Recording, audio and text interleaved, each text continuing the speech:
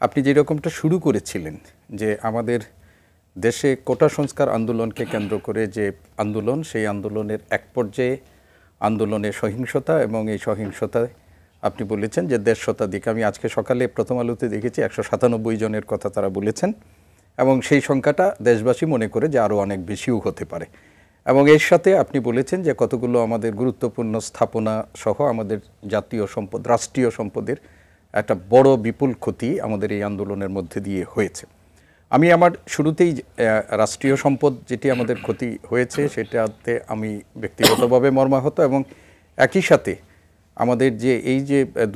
২০০ বলেন ১৫০ বলেন যে একটা বিপুল সংখ্যক সাংবাদিক আপনি বলেছেন, পুলিশ সদস্য বলেছেন, আমাদের শিক্ষার্থী সাধারণ মানুষ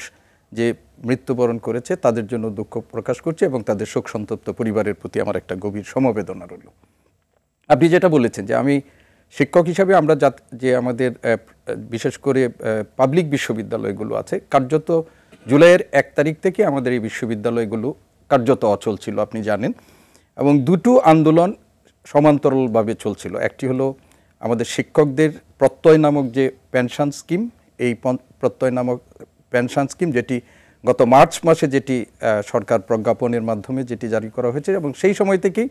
শিক্ষকরা আমরা কি বলে মানববন্ধন এবং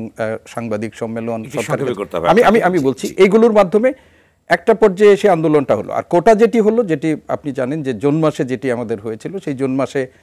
হাইকোর্টের মাননীয় হাইকোর্টের একটি এই যে সহিংসতা হলো,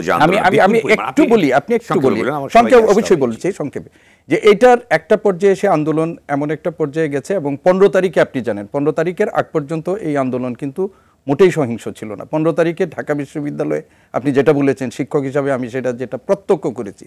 যে ১৫ তারিখে এই কোটা বিরোধী আন্দোলনের সাথে যুক্ত ছিল যারা, তাদেরকে সরকার সমর্থক ছাত্র সংগঠন, সেই সংগঠনের যে মানে একেবারে নির্মম আক্রমণ, সেই আক্রমণ এবং সেই আক্রমণে এখানে পুলিশের আমাদের একজন গুরুত্বপূর্ণ দায়িত্বপ্রাপ্ত আছে এবং সেই আক্রমণটা কত ভয়াবহ ছিল যে প্রকাশ্য তো আপনাদের পত্রিকার মধ্যেই এসেছে যে প্রকাশ্যে অস্ত্র ব্যবহার হয়েছে সেখানে। সেই অস্ত্রধারীর বিরুদ্ধে ওনারা কোনো ব্যবস্থা করেছেন কিনা আমি জানি না। তো এই ঘটনাটাই এই আন্দোলনটাকে একটা সহিংস রূপ দিয়েছে এবং একটা পর্যায়ে আমি ছোট্ট আপনাকে প্রশ্ন করি এবং সহিংস হয়েছে, কিন্তু এই যে পরিকল্পিতভাবে বিভিন্ন স্থাপনায় যে আক্রমণ, ডেটা সেন্টার, আমি আমি আর ২ মিনিটে আসতেছি, আপনি বলতে হবে, আমি অন্যের কাছে যাব, আবার সময় পাবেন। আমি সেখানে বলতে চাচ্ছি যেটি আজকে দেখবেন যে কোটা বিরোধী যারা আন্দোলন করেছিল, বৈষম্য বিরোধী, তারা একটা সাংবাদিক সম্মেলন করেছে। সেই সাংবাদিক সম্মেলনে তারা বলেছে যে তাদের একটা আন্দোলনে যখন সরকার সমর্থক ছাত্র সংগঠন এবং সরকারের যে যারা আছে এবং এর সাথে পুলিশ যখন আক্রমণ করেছে,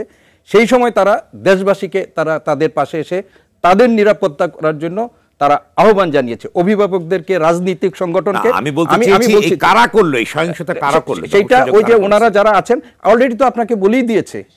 মাননীয় প্রধানমন্ত্রী থেকে সবাই বলছে যে বিএনপি জামাতেই করেছে। এটা আমাকে আর প্রশ্ন করেন কোনো তদন্তই কিছু হয় নাই। অলরেডি আমরা ওই যারা প্রতিবার যেটা শুনি আমরা সেই একই রকমের ঘটনা, কিন্তু ঘটনাগুলো অত্যন্ত দুঃখজনক, অত্যন্ত রাষ্ট্রীয় সম্পদের ক্ষতি। এটা আমার আপনার মাননীয় প্রধানমন্ত্রী থেকে শুরু করে সবার সম্পদ।